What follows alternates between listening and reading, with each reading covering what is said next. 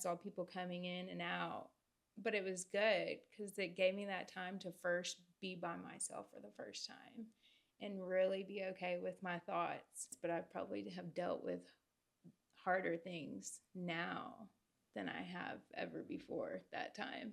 Well, and that's another great point, is because so many people think once I get sober, life gets easier.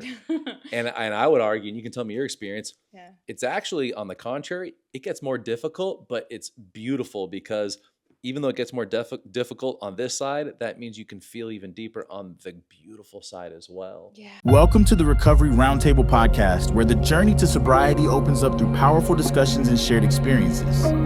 Join your host, Mark, who will bring you stories of triumph and resilience from the heart of Pacific Shores recovery.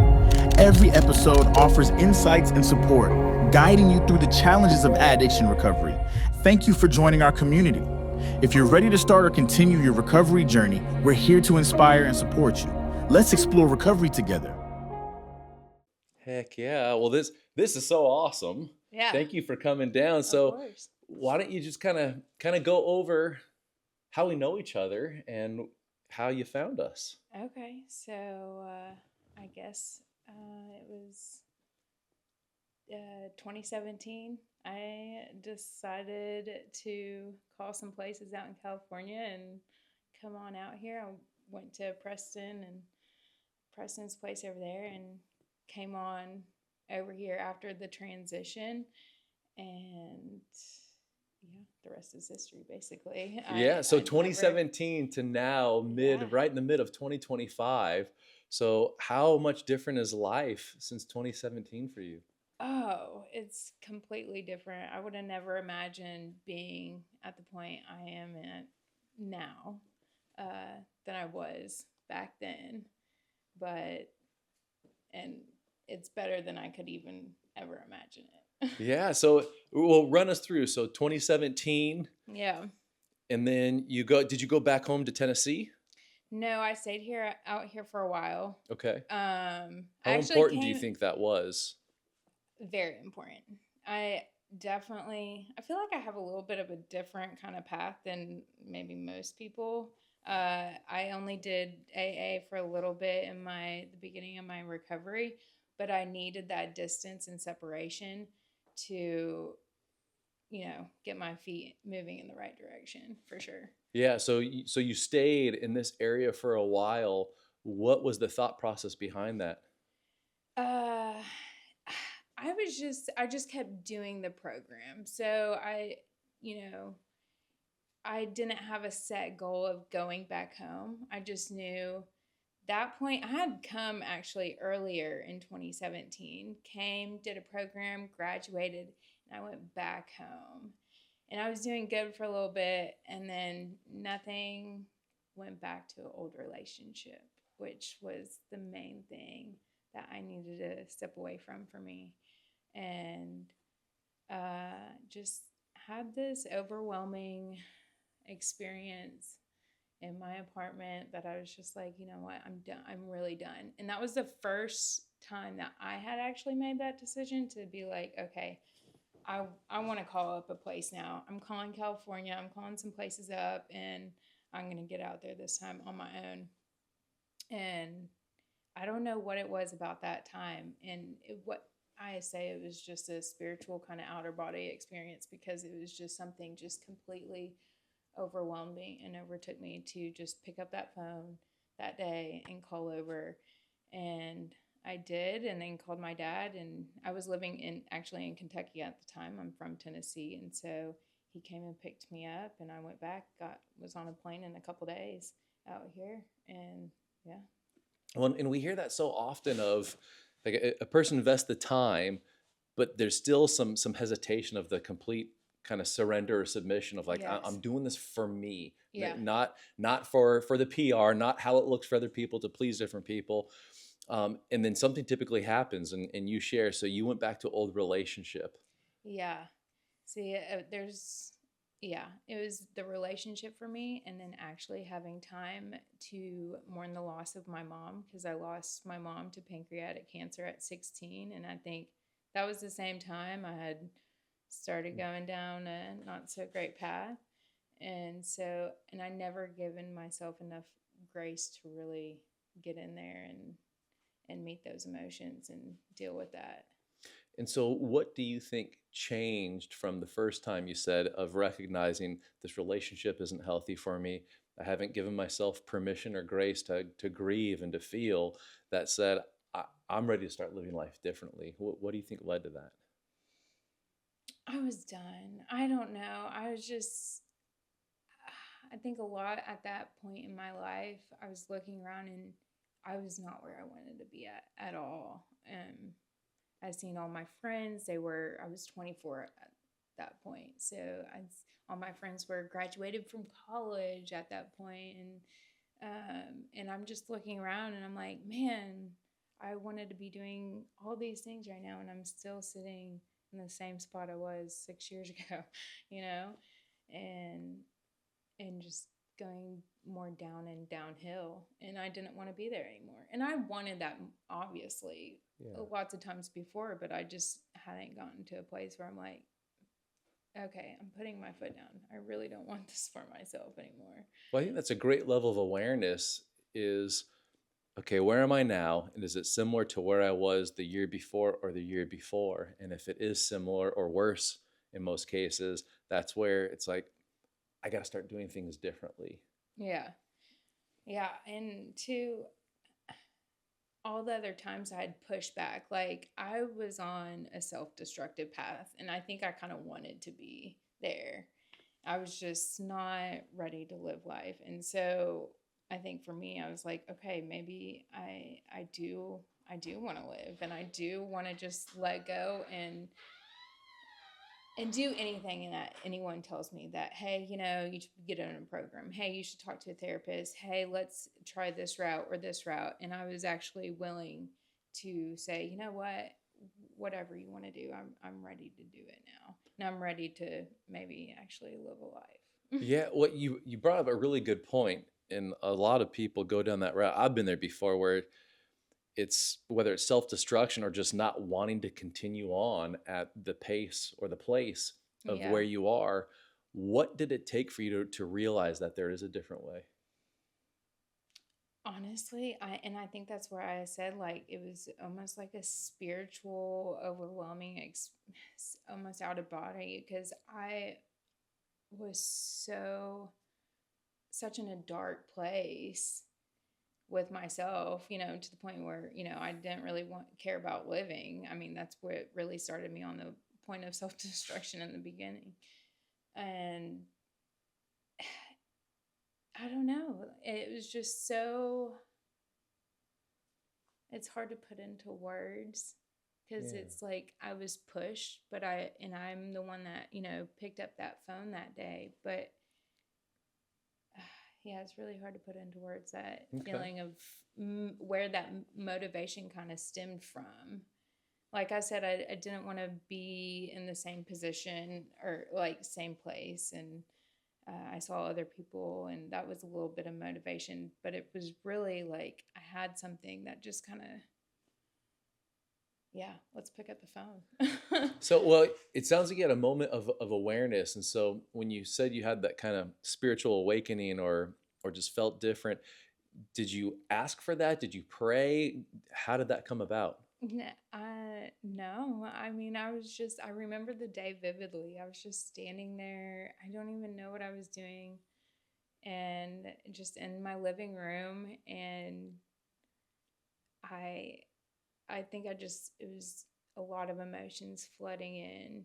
And I was by myself. And at that point, too, I hated being by myself. I was never okay with being by myself. And just not wanting to feel like that ever again, and being okay with myself and being like, you know what, it's time to get help. Let's pick up this phone. So it sounds like, and correct me if I'm wrong, Yeah. you started to actually experience some of the emotions that you've been suppressing, and that Yeah. kind of helped guide you to listen, there's a part of us that knows there's a different life and that we don't have to do this alone. Yeah. And I didn't know what it was going to take, but I just knew I needed to get out of that house. I needed to get out of that relationship. I needed to just go somewhere, and that's probably why I chose California, to just try to get it. far Yeah. away from what was comfortable with. I knew I needed to push myself out of that comfort zone to get to where I needed to be at. Well, and it takes so much strength in order to do that. And I know a lot of people struggle with that strength, thinking, well, I'm different, I'm not that strong. How did you muster that courage to say, I'm going to put me first right now? Uh, um, well, I mean, I just did. I was just sick and tired of being sick and tired, as the saying goes, Yeah. And so, and yeah, there was probably a strength in that, but I don't think I was, looking back, it's like I was strong enough to pick up the phone, but I needed people to help carry me through that whole Yeah. process, you know? Yeah. So you came out here, went through the program, you saw that the environment was a big part. So you stayed here in this area for a while. And then what did that journey look like? How were you continuing to grow? Yeah, so it was just that was the first time too. I remember being out at this pool, like waking up before anyone, because too that time zone is different. But just getting out my Bible, and for me, that was a big part of and is still a big part of my journey, and just having that relationship with God and, well, higher power, if you want to say. And uh, I started to make time for myself and really being intentional about my day and like my thoughts for the day and Mm. making that important. And I think that really set the pace for each day forward, because it's really every day, one day at a time. And so I was like, you know what, I'm going to be intentional with my first thoughts and words and actions. And I, instill that into myself today and into my kids, because I think that's so important. And it's amazing the change that happens when you do that day in and day out. And I only thought I'd be out here for 30 days, and I was just in the first part of the program for 30 days. And a lot of that was over at the first place, and doing a full like detox, sitting there in that first phase of the program. A lot of that, I saw people coming in and out, but it was good because it gave me that time to first be by myself for the first time and really be okay with my thoughts. This episode is brought to you by Pacific Shores. We have been an industry leader for over 25 years in the mental health and addiction space. We have helped thousands and thousands of individuals and families reclaim their lives. If you or a loved one is struggling with addiction, please reach out so we can do this together. Our number is 949-749-7317. And being a safe place to go through those emotions. And that was a lot of work right there. We said something that was so powerful that I think a lot of people miss, and that's the intentionality of my thoughts. Yeah. If we're not giving the thoughts a direction to focus on or to go, it has a way of beating us up. Mm-hmm. And so hearing you say that was so wonderful is that every single morning of starting with intentionality of thoughts and learning how to be okay with being alone with those thoughts. So do you mind digging in a little bit more of what that process looked like? Because that I would say is probably the biggest issue with most people that we work with is I don't want to be alone. I don't like my thoughts. Mm-hmm. And so that intentionality is just, you put it so beautifully. Yeah, just well, I said a lot was like I hadn't really grieved my mom, and so part of that was just like I think I was always trying to escape. So even escaping my thoughts as well, and just being okay with, hey, I'm something reminded me of her today or something, and I just want to sit with that for a minute and sit with I miss her, and I just for that specifically, and just be alone with that emotion, and to just thoughts of self-destruction, like, man, but going into, I guess, further than that, like, why am I having these thoughts? Like, okay, let's play this out in my mind. I'm having these thoughts, why? And just kind of taking steps through and just being able to recognize that, I think, is important. I think that's huge. So first is the awareness level when it Yeah. comes there, and breaking that pattern of as soon as we feel, we sedate. So by taking out that sedation part and saying, let me get curious. Yeah. Where is this coming from? What is the origin? What is my soul telling me I need to do? And you said it beautifully of, I haven't grieved my mom. Yeah. And I remember one of my mentors said, because grief is a difficult thing. Yeah. And I remember back in 2008, when my first mentor died of cancer, and I had not gone through grieving before from a healthy way. So I did what I was really good at. Oh, just stuff it and keep on going. And it works very well for a little while. Yeah. But then it got to the point where I didn't know what to do. And so went through a ton of therapy and learning. And then in 2012, one of my closest friends was actually murdered over in Huntington Beach. Wow. And the beautiful part that I can say is I learned how to grieve. And so it was a complete different experience. And one of my mentors shared this with me about grief is they said the reason why you want to allow yourself to grieve is because what it does, it tells the part of the brain that this mattered. Mm-hmm. I never heard that before. And I thought, Yeah. what a beautiful way to honor not just them, but myself too, and allowing it as it comes to just sit in it. Yeah. And I remember there were times, the second time, where I'd be crying and all of a sudden I'd start laughing, having these memories of John and me just doing dumb stuff. I'm Yeah. like, I'm so glad I got to experience this part with him. And it totally changed the face of grief. Yeah. And so I'm so grateful that you shared of allowing yourself Yeah. the permission to grieve, and that you actually get to work through that. And it actually, I would say, it benefits and enhances that relationship, as weird as that Yeah. may sound. Well, yeah. And two, it's like, if anyone knows, grief is not linear. Yeah.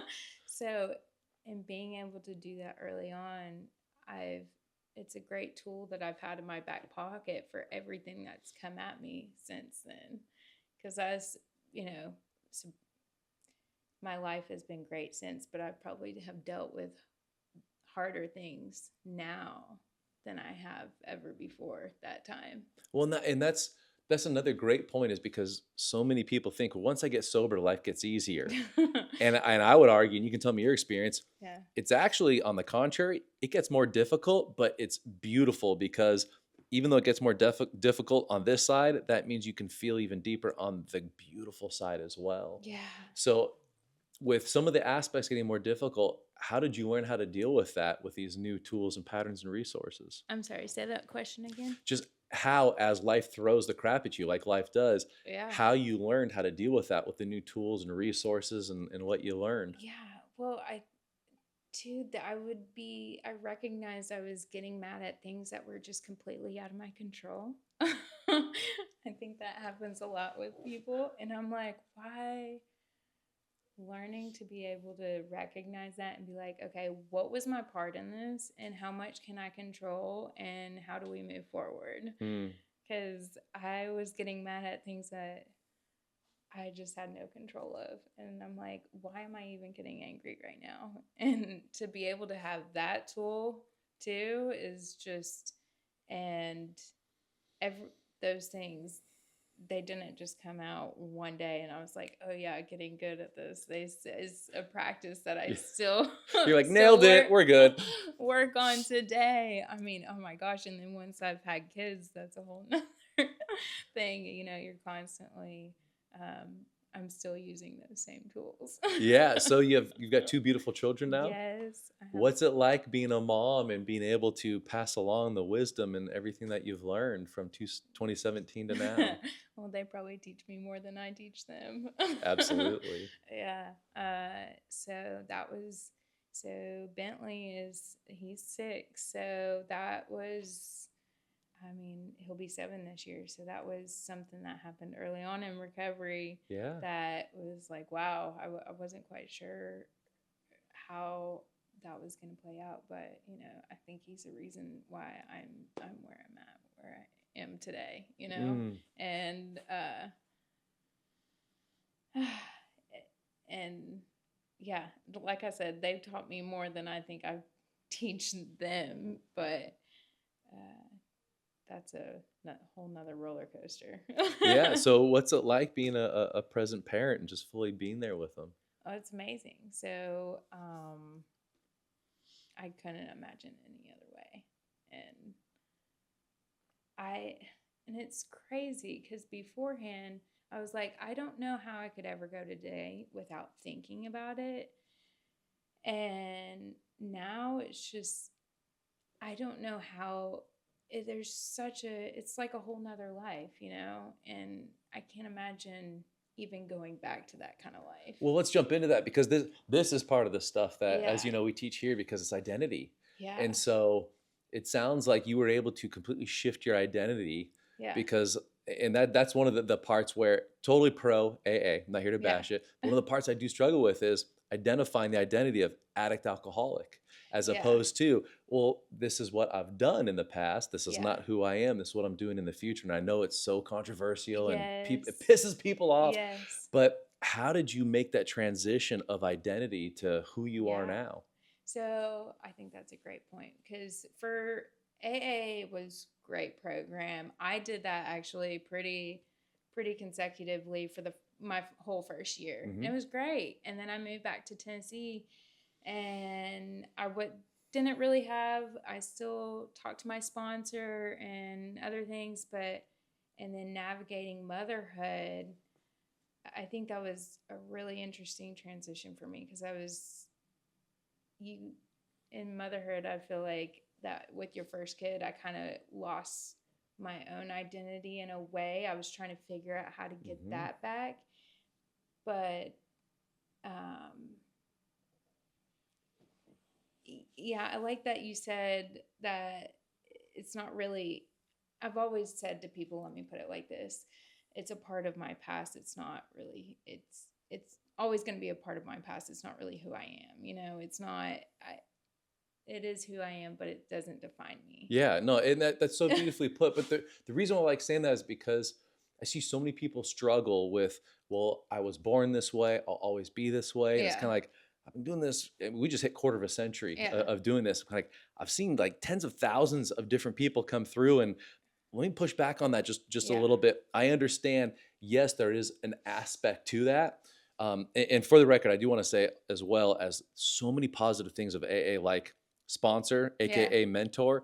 If I don't have people that I can go to with a sounding board that say, here's an idea I came up with, what do you think? And if my sounding board, so I have 2 different men's groups for myself where I'm like, guys, I'm thinking about doing this. And I asked them like, oh, so you're wanting to divorce and never see your kids again? I'm like, where's that coming from? They're able to see. Accountability is key. Like that, I definitely have those people in my life now. Like I'm not in a program, but I have my community, and I think that's so important. Like I have my women's group with my local church. I have all these different aspects of my life now that I have people in my corner that are keeping me accountable in a different level. So environment, accountability. I definitely do want to dig in more to the identity theme because that's where I see people struggle, is making that change in identity of, this is how I'm coping with thoughts, feelings, stories, different things. And now here's actually who I truly am authentically. And when life beats the crap out of me, using these tools and resources, this is what I do. So this is not my identity. My identity is a strong woman. It sounds like a woman of God, a mother. I am all these things. So what was that transformation like where you were able to transform that identity? So in order to answer that question fully, I feel like I kind of got to go back to the beginning. Let's go back, way back. Yeah. So beforehand, so growing up, I was a competitive gymnast. And I mean, I got to the point where I was working out 4 hours a day, 6 days a week. I was level 10 gymnast, full in. That was my future. Come around 8th, 9th grade year, I broke and dislocated my elbow, had to get 3 consecutive surgeries. My gymnastics career was kind of over at that point. That was also the same time my mom got diagnosed with cancer.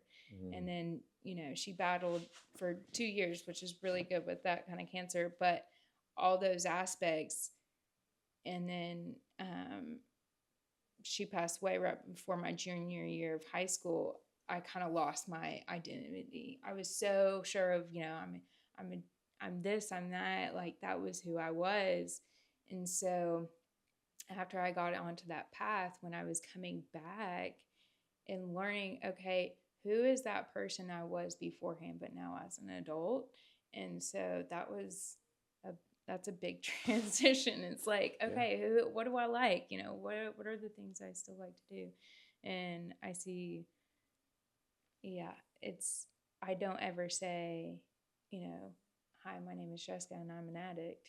That's not how I identify. I'm Jessica, I'm a gymnast. Yeah, I'm a person. I like to garden. I like to farm. I like to continuously learn. I'm in school right now, and I'm all these different things. But I identify as, hi, I'm Jessica, and that's it. Yeah. Well, you bring up a great point too, because there's a lot of guilt and shame tied to the old identity. Yeah. And it takes actually owning that season to dissolve the guilt and shame, to be able to move to that next form of identity of, this is who I truly am authentically. Yes, this is a part of me, just like the gymnast is a part of me, but look at all the different parts of me that make this. Yeah. And that constantly evolves throughout your life. You're constantly changing. And so, each season, I like to call it, so is different, and I'm always changing, and it's interesting. So now you're a mom with 2 kids. You say you're loving life. What are some of the highlights? Oh man. Well, 2020 happened, and I was like, you know what? I was just a little bored, and so I decided, I'm like, hey, let's go back to school and finish what I started over 10 years ago. And so, well, I'm still in school. I graduate in December with a Bachelor of Science in Environmental and Soil Science. I already got a graduate program set up too for after that.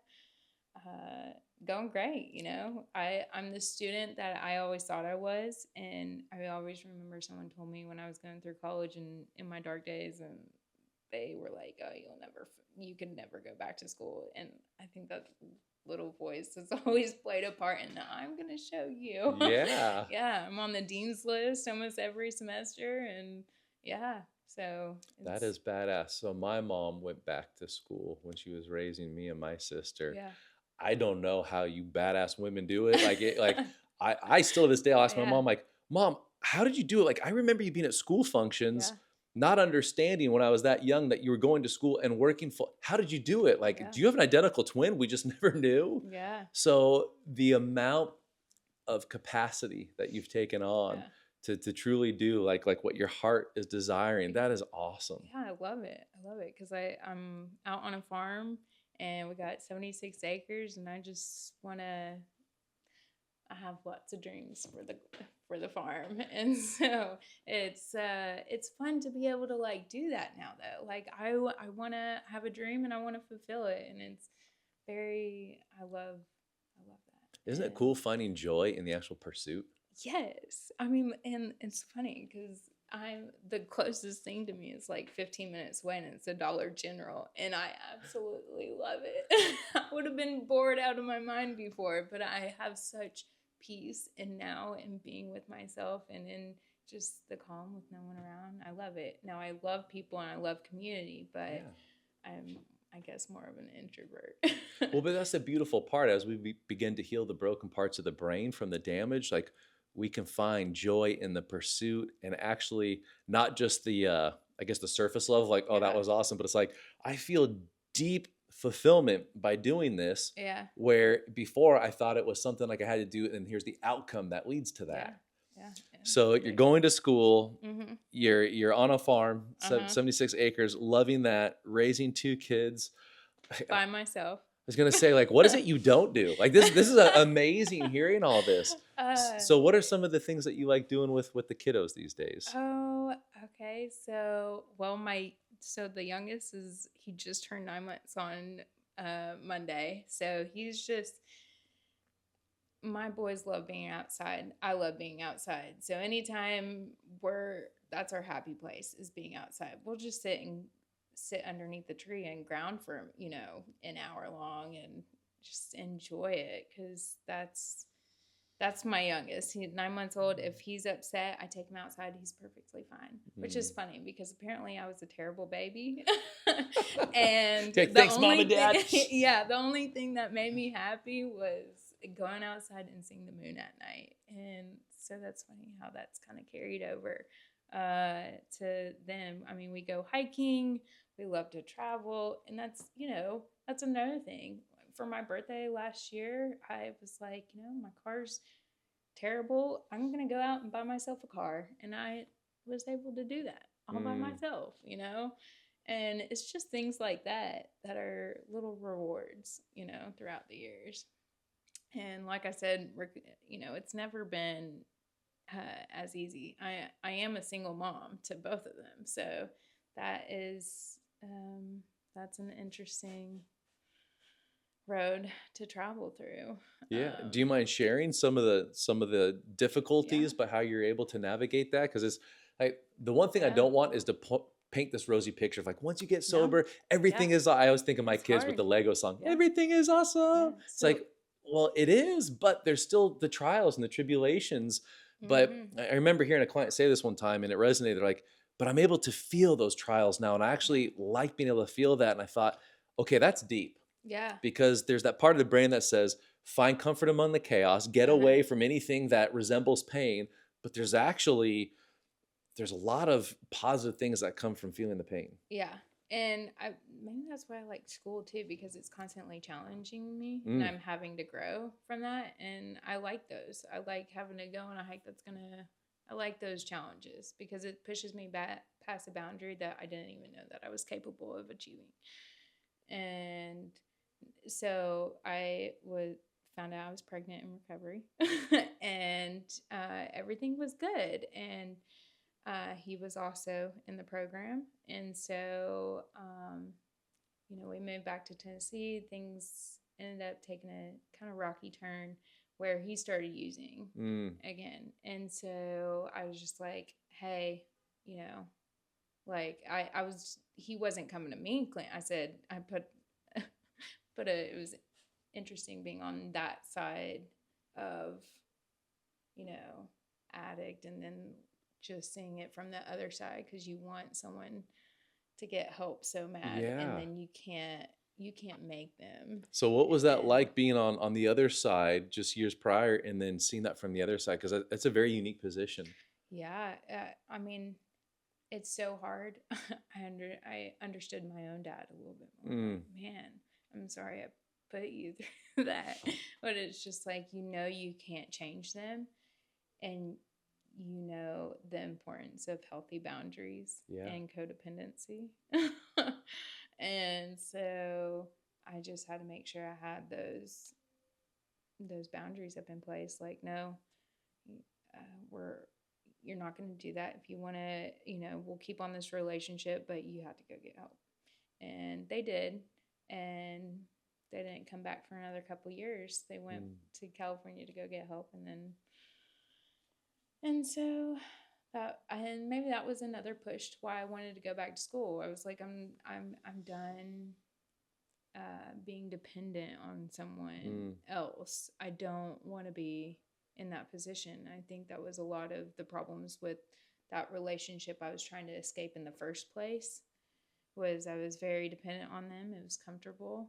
And I was like, you know what? No, I'm never going to depend on anyone else ever again in my life. And I'm going to go back to school so I can support myself and my family. Well, you bring up a wonderful point is when there is a dependency, not just emotionally, but actual physically and financially of how do you set those boundaries and like, how do you navigate that? Because I know there's going to be people watching this that this resonates with a ton of going like, I want to get help. They need to get help, but there's this enmeshment. Yeah. So my sister is also in the program too, and so with her, it was a lot harder too because I kind of just be like, go get help, and so, for instance, money. It's like they're asking for money. Okay, I will help you out. You need something. You want a pack of cigarettes? Okay, I will go buy the pack of cigarettes for you. And then, they start realizing, oh, I can't manipulate you as much. And so it's like, I will show you that I'm there for you. I love you. I will help you.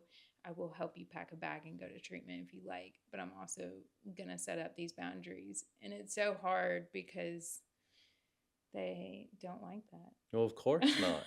But again, another wonderful point of ending and cutting off the manipulation, but never cutting off the love and saying, I love you. I'm here for you. Here's what I am willing to do. And here's what I'm not willing to do. How important do you think that is? Very important. And I think that's important with my kids. My 6-year-old, I'm trying, 10 more minutes of TV. No, I said 2 minutes. We're done. And it is important because then I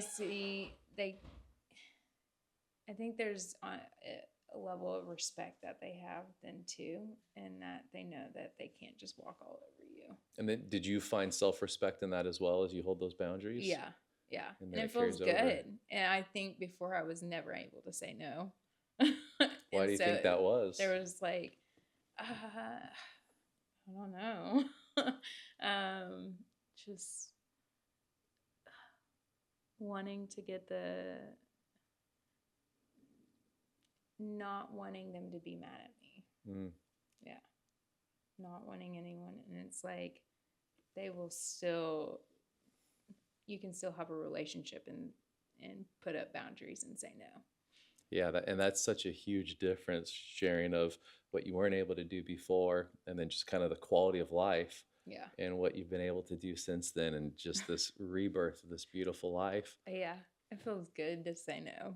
Yeah, and I have to remind myself sometimes too. I'm like, no's a complete sentence. Yes. I find myself no because in trying to soften it as opposed to no, it's a hard no. Yeah. With both kids and clients, right? Yeah. So, oh gosh, that's beautiful. So, what does the future hold for you and your kids? I'm not sure. I'm on a path. I actually just got a business set up for myself, so there's that to look forward to. I dream of just. I think a big part of my recovery too, I wanted to put this, is knowing health and knowing what I've put in my body is good, because I've had a lot of times throughout my recovery that I'm like, I've gotten down in that, like, just not to a place I wanted to ever use, just like, man, I'm feeling a little depressed. And just being able to recognize that. I'll tie this into what you talked about in just a second. But knowing what I'm putting in my body is good, and just good foods, drinking water, getting exercise, and I put that into my parenting as well. And so my dream is to have a place out on the farm where people can come and get stay and buy some fresh produce, and possibly do some workshops learning about how to grow their own food, and just I don't know. Yeah, that's my dream. It sounds awesome, and what you're sharing is getting back to the foundational basics. Yeah. And I feel like we get so far away from the foundation where we get lost, and it's like all roads of health lead back to the 5 foundational freedoms. Like, how am I taking care of me just at the very simple level? And that's what causes and creates the growth. Yeah. Between like being intentional with my thoughts and words, and knowing, like, being intentional about how I treat my own body, I think is the most important thing ever. So as we wrap this up, you've come such a far way. Like, it's been amazing. When you walked in the door, just seeing you, it put a huge smile on my face, and congrats on all you've done. If someone right now is currently where you were back in 2017, what would you tell that version? Just, I'm here. I love you. And you can have a good life. You can have a good life. Living proof. You just have to put in a little bit of work and listen to people. Listen to the good advice. People aren't out to just hurt you. They're usually there to help. Yeah, well, some. Yeah, the majority, Yeah. I've found. Yeah. I remember one of my mentors said there's really only like 4 or 5 real, true, like evil assholes in this world. Odds are you probably won't meet one. So look for the good in people. I'm like, Yeah. oh, that's such a more freeing way to live. Yeah. But it's been awesome just hearing you share Yeah. about your journey and where you've been going, what's Yeah. going on. And it's just like, this is the part of the job that I love, of seeing alumni come back and be like, that it really does work and life really is good. Like, I'm not just Yeah. saying it, like life is freaking beautiful. The ups, the Amazing. downs, the all arounds, like, yes. Yeah. So Yeah. congratulations for Well, doing all the thank you. work. Thank you for having me. Yeah. You got it.